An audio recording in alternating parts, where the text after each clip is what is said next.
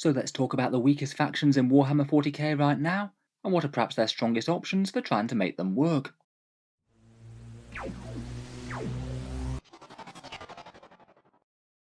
Hello and welcome back to Auspex Tactics, where today we're talking Warhammer 40k, and now we're a fair way into the new Warzone Nephilim season. I thought it could be interesting to talk about some of the factions that are still struggling some of the most, even though at the moment I'd argue that more factions in a long time have an actual decent chance of taking top spots at events and things.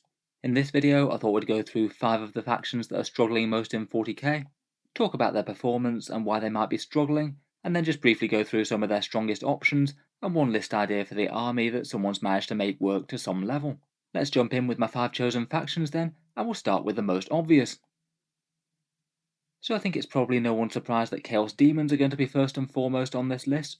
They're one of the 2 factions in 40k that doesn't have its 9th edition codex yet, and on top of that, unlike basically every other struggling faction in the game before, the Denizens of the Warp didn't really get any significant boosts in Warzone Nephilim. I think that they just had some secondaries revamped, and a few minimal points cuts to their big 4-12 greater demons. Currently in tournaments, in Nephilim it appears that they have a win rate of around about 43%, not actually too terrible compared with some of the other entries on this list, but I think that that might be carried partly by their one good build, Be'lakor plus 3 or 4 Keepers of Secrets. Despite having at least one good option on the table, they still haven't received any major tournament wins or even podium placings that I could find in Nephilim Grand Tournaments. I think Demon players are just kind of waiting with bated breath for their codex that's going to bring them all sorts of good stuff. Their super invul saves, warp storm points, and interesting deep strike rules. It's pretty much guaranteed that their 9th codex is going to give them a massive power boost. I wouldn't be too surprised if it propels them towards the top spots in the game. Currently though, if you're trying to make them work, I just don't think that there's that many good options in the Demons Codex. I think that you could look at most of the units and argue that they need a buff, either a points drop or more abilities. There's only a few that stand out as being really quite usable. As mentioned, perhaps at the moment, the best way to make pure demons work is have Be'lakor leading a bunch of Keepers of Secrets. They're really quite fast with advance and charge and a clear Slanesh detachment, and have some nice generalist melee and psychic powers to boot. Back that up with a bunch of demonettes, maybe some fiends of Slanesh, and you've perhaps at least got a somewhat workable army. Otherwise, elsewhere in the codex, bloodletter bombs are fairly effective. I'm still not convinced that their damage output is amazing for fairly fragile infantry, but they can pretty reliably get the jump on something, which is nice. The Lord of Change with the impossible robe and -1 damage is very annoying to shift and can pump out some good mortal wounds. Beast of Nurgle remain tough for the points, Nurglings are annoying for objectives, and for Tzeentch the Flamers and Horrors are both at least okay sources of shooting, with some fairly good survivability with 4+ invuls. Finally for Demons, probably their most competitive thing at the moment, which I suspect will be removed in the new codex, is just how much surprising synergy they have with other Chaos factions. Heralds of Slanesh work very well with Codex Chaos Space Marine Slanesh Demons, currently allowing them easy advance and charge, though I do suspect that that will go. And Epidemius' tally can be made to work alongside Death Guard demon engines. Things like Plague Burst Crawlers and Mephitic Blight Haulers will really quite like the extra toughness and stuff.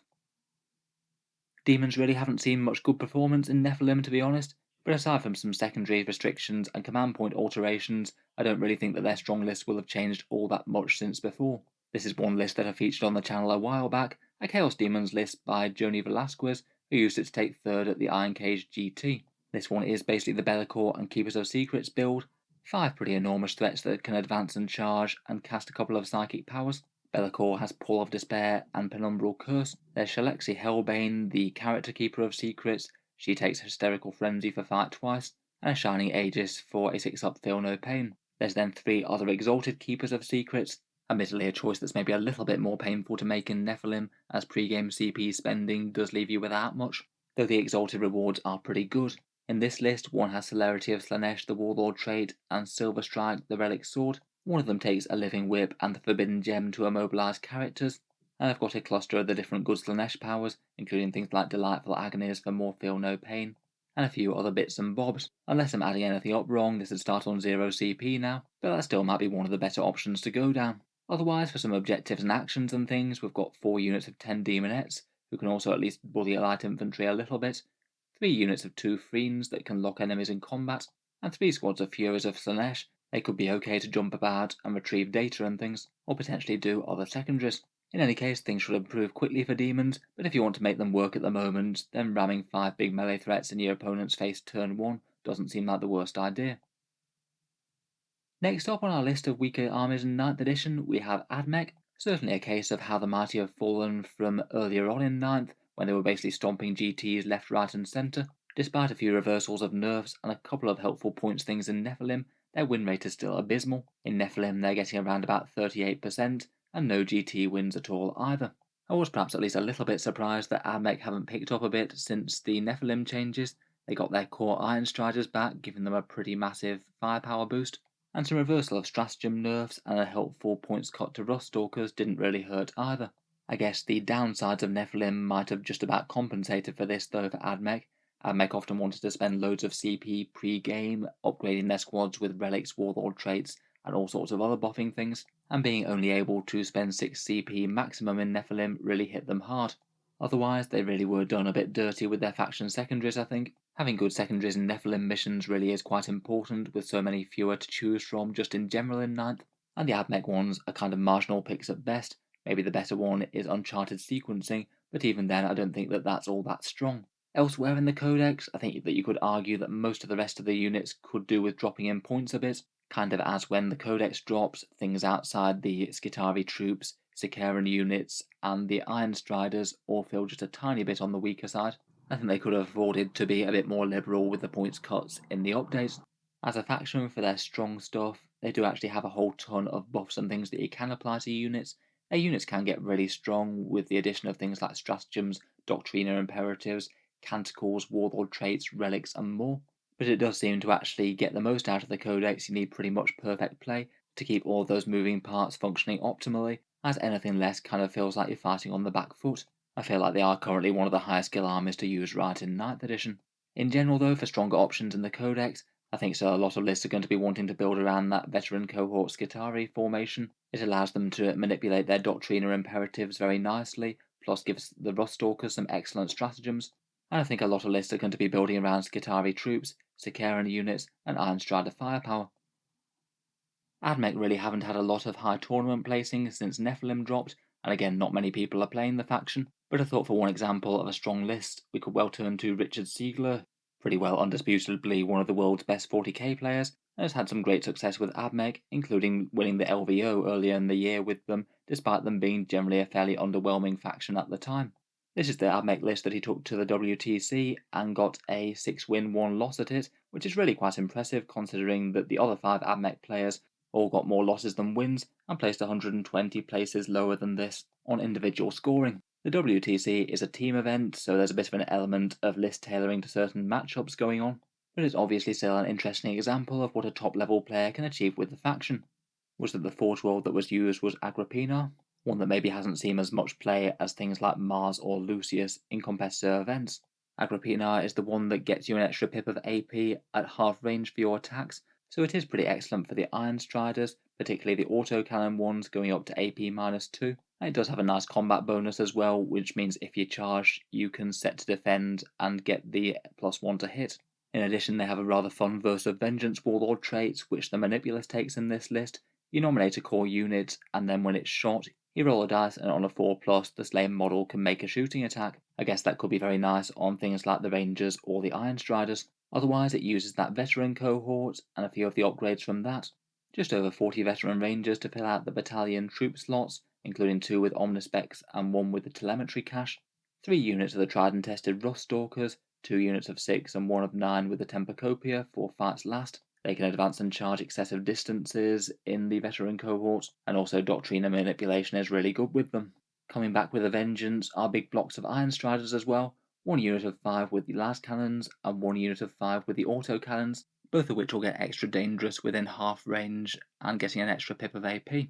There's a cheap unit of 3 Cerberus Raiders for getting up the board and doing objective things early on, and leading the list there's a Dominus with Logi for some rerolls, plus defense against low AP weapons or ignoring cover, a Manipulus with Artisans who could certainly soup up the Rangers with extra range and AP. Artisans could be used for some fallback and shoots, or potentially advance to the advanced part for +1 strength, which would be nice on the autocannons or the Rangers really. And they also take Raiment of the Technomartyr for move and shoot with no penalty, and the Verse of Vengeance for the shoot in death. Finally, there's a Marshal for some wound rerolls. He's got Programmed Retreat for fallback and shoot, and the Cantic Thrallnet from the veteran cohort allowing you to manipulate the Doctriner imperatives. That one's particularly nice for the Rust Stalkers, or even just to amp up the firepower of the Iron Striders all game long. Overall, certainly looks decently scary. Seems like a fairly logical progression of the veteran cohort list that were before Nephilim, but just now factoring in loads of Iron Striders, now their core firepower got very threatening again. Next on our list of weakest armies in Nephilim, we have the long-suffering Imperial Guard, who despite multiple successive layers of buffs and points cuts, still really don't seem to be turning the corner on actually winning things. Their win rate is admittedly better than it was before, but still hovering at around 39%, and seems still to be one of the weakest factions in the game. Again, I don't believe that they've won any grand tournaments in Nephilim, but have managed to take at least a few podium placings, some seconds and thirds in some decent sized events.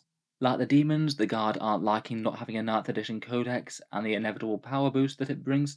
We know that one's going to be in the works alongside a big Guard release with all the models that we saw, but we don't have any idea as to how soon that's going to be happening. It certainly seems very possible that the Leagues of Votan might actually get their codex before the Guard. I don't think many people would have seriously believed you if at the start of the edition you'd say that Squats would get their codex before Guard did, but here we are. Unlike Chaos Demons, which have been really heavily neglected for most of the edition, Games Workshop haven't really been all that stingy with buffs for the Guard, giving them multiple layers of meaningful faction buffs. In the successive balanced data slates, they've picked up superior orders to what they had before, Armour of Contempt on their vehicles, and Hammer of the Emperor for 6s to hit auto wound, and most of their units getting free war gear.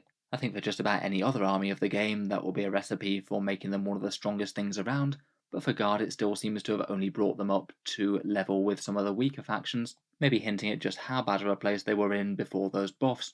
A lot of the datasheets in the codex still remain very underwhelming for the points, and they do have some big faction weaknesses, such as no real dedicated combat units. Borgren with clubs are about the best you're going to get, but even they struggle against most of the other factions' dedicated melee. A fair few people were using Cadian lists with big CP investment on conscripts, or piling lots of command points into Alpha Strikes, but both of those are heavily hampered in Nephilim with fewer CP available, and in their codex most of their AP rarely gets above AP3, which with Armour of Contempt Terminators on the prowl is kind of the bare minimum for actually dealing with them. All that being said, Guard are in a better position than they've been in a while, I think. They've had very little tournament success for most of the edition, so even getting a few podium places in Nephilim really is quite good news. In terms of their strongest options right now, a lot of the lists are going fairly tank heavy. Demolisher tank commanders are really quite efficient in terms of damage, and now with Armour of Contempt and a 2+ save, they're far harder to take out than before. They've still got weaknesses with a short range, and tagging in melee really ruins them, but if you can keep them screened and firing, then they will demolish the enemy's units over time. Otherwise, massed auto wounds on 6s on chaff infantry shots like las guns does work. It's quite nice that Scions get that as well now, makes them even better at pointing and deleting stuff. Guard artillery choices are some of the better ones in 40k, full payload manticores and basilisks are both interesting. On objective work, move can actually get infantry squads to objectives, even if they're not all that tough when they get there. And they do actually have some solid secondaries out of the Nephilim pack. Inflexible command is quite a hard one for the opponent to stop if you build your army towards it, and boots on the ground is pretty nice as well. For one example of someone who's managed to make Guard work, here's a list by Nick Steves, who used this list to take second at Mork's Maritime Open, a medium-sized tournament of around 35 players. The list's a fairly vehicle-heavy one in the advent of Armour of Contempt Guard, and it looks like it's well built to take advantage of that inflexible command secondary with a decent number of officers. First up, we've got a company commander and 2 platoon commanders to keep those infantry squads covered. One of the platoon commanders has the Dagger of Tusark, so you can keep an infantry squad flanked with that, and there's a company commander as well. I'd guess that one of the commanders might well ride in the Chimera, as that allows you to use inflexible command on vehicle units that aren't next to a tank commander.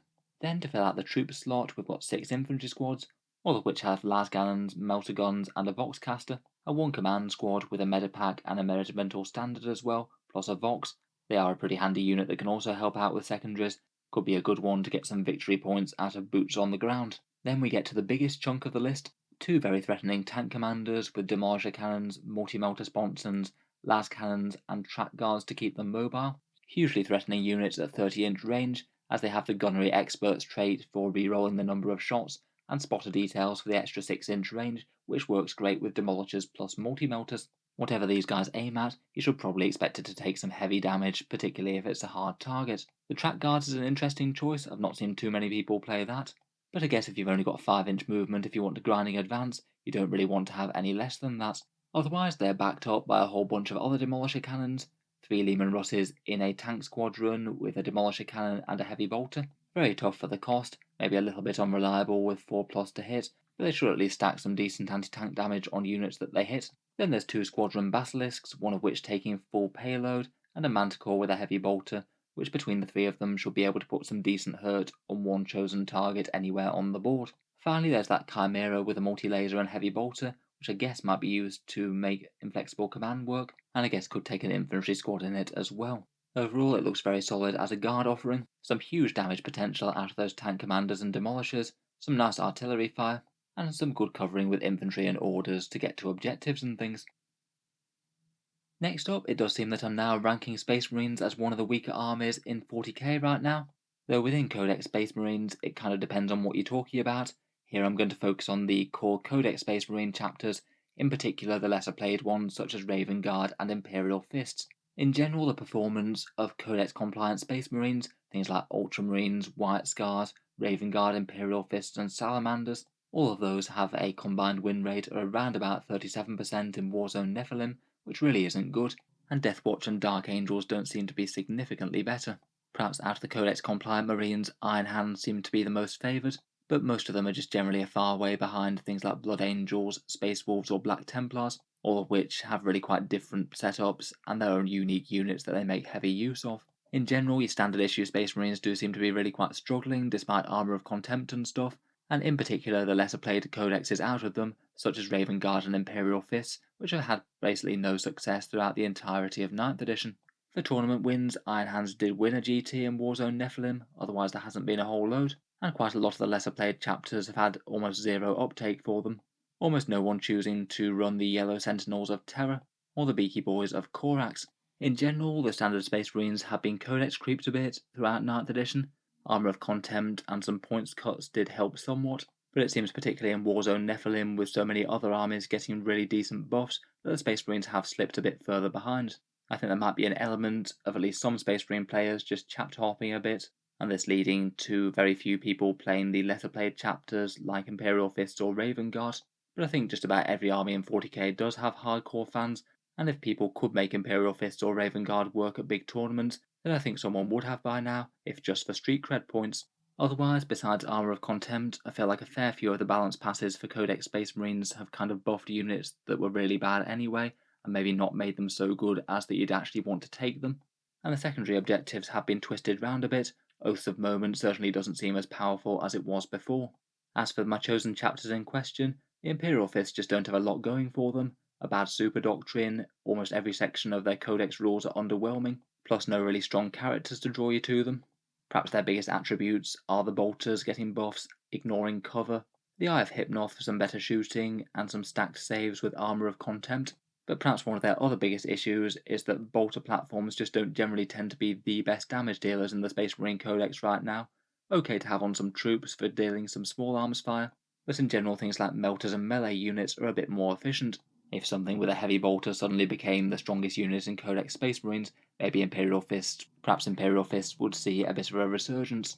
Otherwise, for Raven Guard, they do have really quite a lot of guerrilla warfare shenanigans, it just doesn't seem to be enough to carry them across the line and actually make them more of a tempting pick than the other chapters.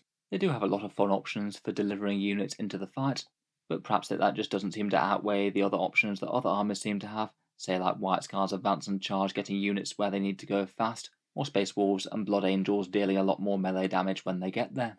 Their main chapter tactic and doctrine are both a touch situational potentially, and I can't say that there's a lot of interesting stuff going on in their Psychic or Relic sections either.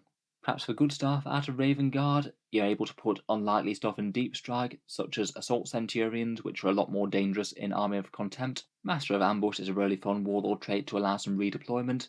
Successor chapters can have interesting options for extra melee damage or hungry for battle. Vanguard Veterans have a few interesting options for buffing their jump packs, plus they have a pre-game move for some first turn charges. And Eliminators are some pretty efficient sniper damage units, and they do get pretty lethal with a +1 to wound from the Raven Guard doctrine. I'll admit I really did struggle to find any example lists for Raven Guard or Imperial Fist that had had some success. Very few people in the entirety of 9th edition seem to have had much success making them work at tournaments. This list is based on one by Chris Sage, who used it to take second in the Ontario 40K League early in 2022. So this was pre-Nephilim, but I still think it has a fair few interesting units. It's a single battalion with successes with Hungry for Battle and Whirlwind of Rage for +1 to the charges. Leading the list is a Chapter Master with a jump pack, Rites of War for Obsec, Master of Ambush stacked with a Stratagem for putting a unit forward turn 1, and Angel's Artifice for an extra wound and a 2+ save. There's then a Chaplain with a jump pack, Master of Sanctity, Canticle of Hate and Litany of Faith, and then most of the rest of the list is infantry. Filling out the troops for some Obsec on objectives, we've got 2 units of Assault Intercessors and 1 of Incursors. There's a unit of 5 Blade Guard Veterans, which I guess might be the things that get put forward with the Rites of War Master of Ambush guy. Getting a first turn charge with a bunch of durable Blade Guard is pretty savage. Then there's a whole ton of Vanguard Veterans, a unit of 10 with Jump Pack, Lightning Claws, and 4 Storm Shields. Really quite fluffy for Raven Guard to be including a bunch of Lightning Claws there. And then there's 2 other units of 7, again with jump packs, this time with Storm Shields, 3 Claws, and 4 Hammers. First turn charges are certainly possible in Raven Guard, and you would have a few CP to spend to make that happen if you need to. Then there's a unit of 7 Assault Marines with jump packs and 1 Eviscerator. This was pre the points change, so these would now be cheaper, and you could throw in some Plasma Pistols and a Lightning Claw for free. There's a unit of 3 Suppressors who could maybe help out with secondaries while put out a little bit of firepower, and interestingly, a Leviathan Dreadnought with Storm Cannon, Gravflux Bombard, and Volkites seems to be just taken as some generic firepower. I guess you could use some other things like Redemptors, Contemptors, or Eradicators if you prefer those instead. Overall, I guess that's just one idea for how you could run some Raven Guard. There's probably a fair few things worth changing with Armour of Contempt and stuff. I've always felt that Raven Guard are an army in 9th edition that do have the tools to do some really interesting stuff, but perhaps just not all that many people have experimented with them, being drawn into higher damage dealing chapters. Finally, on our list of 5 of the weakest armies in 9th edition, we have the Genestealer Cults. At least on tournament win percentage, these seem to be the highest out of the ones that have ranked lowest. They have been managing to get a 44% win rate in Nephilim roughly, but still it's decently below average, and they haven't achieved any big GT wins, and people really aren't playing them in any significant numbers whatsoever. I do think that the armies that people choose to play do speak volumes as well. People will play niche factions like these when they're strong, but tend to drop them when they're weak. For example, Harlequins are still having loads of players, and they're doing very well at the moment. As for why Genestealer Cults are struggling right now, they were kind of an okay codex when they dropped, perhaps upper mid-tier I thought, but were quickly overshadowed by things like Custodes, Tau, Harlequins, and more. Since then, they haven't really had any meaningful changes to their codex, kind of a middling faction that got no real buffs in Nephilim, and seeing as the vast majority of lower tier armies got really quite significant buffs, it certainly shoved Genestealer Cults down the pecking order. Their units can hit quite hard, but generally tend to be very fragile when hit back. They massively need to rely on their crafty tricks to get the alpha strike on the opponent, and even then they might not quite cause enough damage to justify all the points that they've sunk into the unit. For that reason, I'd say that they're one of the highest skill factions to play in 40k at the moment. They have to be played very smartly to get wins, and even with a really good player playing them, they can still struggle against very strong lists. Besides that, I do find their shooting just a bit underwhelming, even with crossfire, though certain lists do make it work, as we'll see in a second. In terms of the strongest things about the codex, I think the Genestealer Cult player does generally tend to be the active player and forcing the opponent to react to them, which is usually quite a good thing. It means that if you can see a path to victory, then they're usually going to be able to take it, but that doesn't necessarily mean it will be easy. For datasheet choices, they've got really quite dangerous acolytes and pure strain melee, and good ways to get them into combat. A very good supporting cast of characters that are usually there in good numbers in most top lists, and they generally tend to be at least fairly strong on secondary missions. Brood Swarm is quite a good one, and with the option to deep strike quite a lot of little units in close, it's kind of hard to stop them scoring high on things like retrieve Nephilim data or other secondaries. I feel like usually Genestealer Cults when played well will score quite high, but might not overall win the mission if their army gets wiped out. A lot of their units just aren't really all that tough either, and throwing them onto objectives can be a bit painful. For making them work at the moment, here's one example by a Greg Chamberlain. He used this to take 3rd at Beast in the East Midlands, a single battalion detachment, and really quite a fun and shooty Genestealer Cult list as it goes, mixing a bunch of the custom cults traits. Industrial affinity to ignore the negative penalty to hit with industrial weapons, quite nice on rock cutters in particular. War Convoy for a very nice 6+ feel no pain on bikes and vehicles, really quite a nice one, and they're a large part of this list. And finally, Agile Guerrillas that count your units as remaining stationary if they move or advance. Pretty good for most of the list, to be honest, to get it moving quickly while still being able to fire out a fair bit of crossfire firepower. Leading the list, we've got a rather big cast of characters. No Patriarch in this one, but there's a Magus and a Primus. The Magus takes Meditations and Shadow for more powers, and the Unwilling Orb for +1 to cast Maledictions and denying anywhere on the board. And they take some of the Great Broodmind Discipline, Mass Hypnosis for Fight Last and things, Might from Beyond for extra attacks, and Psychic Stimulus for a movement boost. The Primus has Exacting Planner for buffing multiple units. There's an Acolyte Icon Ward that can allow you to get some easier charges from Deep Strike and potentially regenerate some models. There's a Nexus for doling out crossfire tokens, broadcasting buffs, and farming command points with that cranial inlay, and a nice reliable Kellamorph with the Wormtooth rounds, the ones that give you AP3 damage 3 shots that are very punishing. Then the majority of the list seems to be really quite mechanized. There's 3 units of Goliath trucks with demo charges, which I believe will be transporting those acolytes with a rock cutter, 2 demo charges, and 3 hand flamers. There's going to be an awful lot of demo charges flying around in this list between these and the jackals. D6 shots at strength 8 and damage 2 is quite a good generalist profile if you can deliver them. If you can get crossfire on that, then between that and the hand flamers, and even one of these little squads could punch above its weight. There's then a unit of 20 neophytes with shotguns, 4 seismic cannons, and lying in wait. Lying in wait allows you to deep strike within 3 inches of a unit, so that's a pretty massive disruptive threat that can hopefully get very close and kill something. Very hard to screen. There's a unit of 10 pure strains with They Came From Below. That's the near mandatory unit that can almost guarantee a first turn charge, or go back into Deep Strike Reserve for an 8-inch ambush if they need.